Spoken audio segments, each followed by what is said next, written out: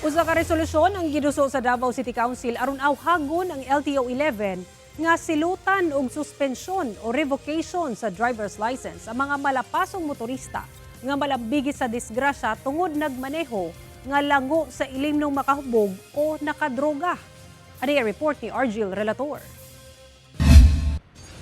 Sa datos sa Davao City Police Office Traffic Enforcement Unit, 3,082 ang natalang aksidente sa mga sakyanan sa kadalanan sa Davao City sa 2025. Mas ubos kini og 7% kung itandi sa 3,307 ka aksidente niadtong 2024.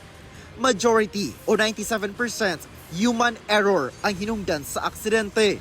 Bisan pa og niubos sa 4-year 2025, mas paligunon pa this year 2026 ang atong pagparingkamot nga mas muubos pa ang mga aksidente diha sa atong mga kadalanan, sir.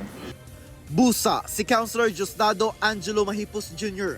miduso og resolusyon aron awhagon ang LTO 11 kung gitugot subay sa existing nga mga balaod nga magpatuman og suspensyon o revocation sa driver's license sa mga motorista nga nagmasinupakon sa balaod trapiko. Diin mi resulta kini sa pagkadamyo sa propiedad, pagkaangol o kamatayon tungod nagmaneho nga lango sa ilimnong makahubog, droga ug samang substances. Tuod man dunay mga balaod, busa kinahanglan kini ipatuman.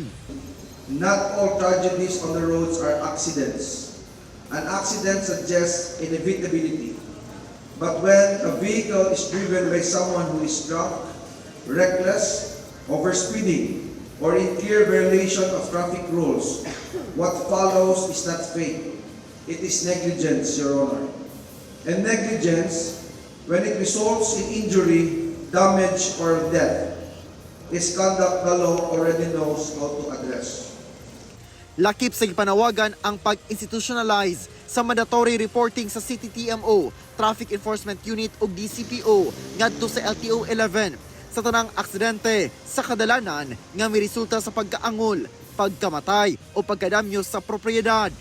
Ang DCPO suportado ang maong giduso nga resolusyon.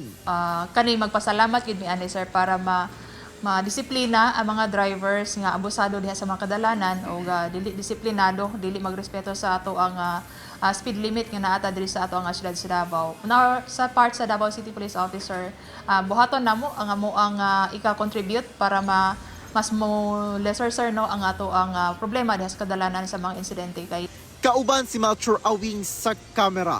Ako si Argil Relator. 1 Mindanao.